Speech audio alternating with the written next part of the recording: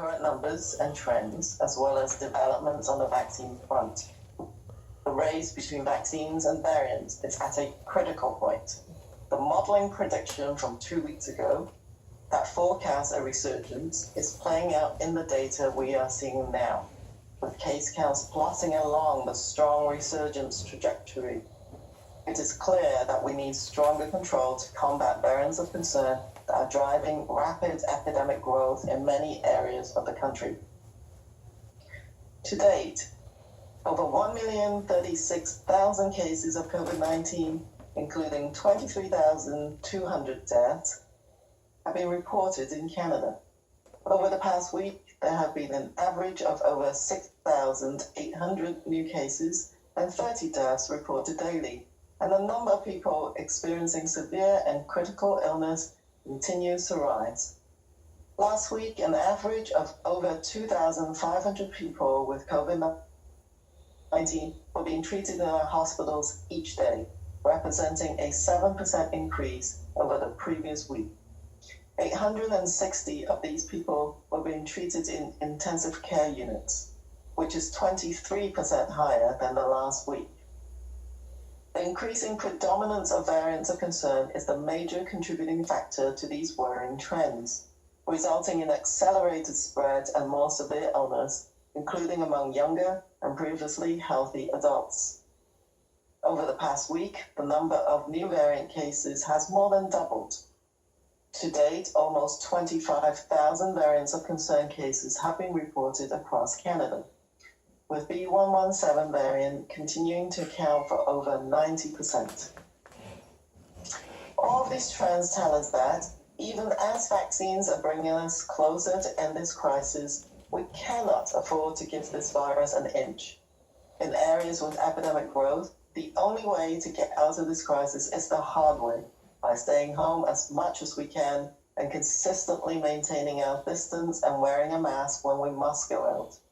Several jurisdictions have tightened restrictions to control rapid spread, but let's remember that essential workers will still be there, providing the vital supplies, care and support we need. With gratitude, let's commit to doing everything we can to protect them by staying home whenever we can. On the vaccine side of the race, it's been another busy week.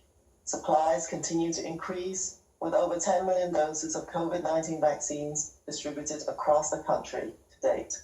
Provinces and territories have administered more than 7 million doses and are further expanding programs as the supply ramps up. Our expert and regulatory authorities have also been busy, ensuring that vaccinations are optimized for use in the Canadian context, and engaging with international partners on the in-depth review of vaccine safety data. This week, Health Canada attended the European Medicines Agency's Safety Committee meeting regarding the recent safety signal linked to the AstraZeneca vaccine.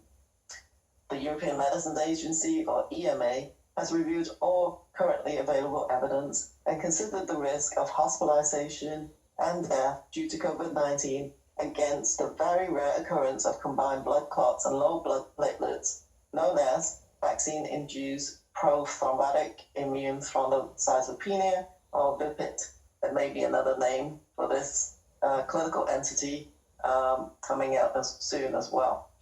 Their assessment concluded that while there is a possible link between the AstraZeneca vaccine and this very rare blood clotting disorder, the overall benefits of the vaccine in preventing COVID-19 and its severe outcomes outweigh the risk of side effects.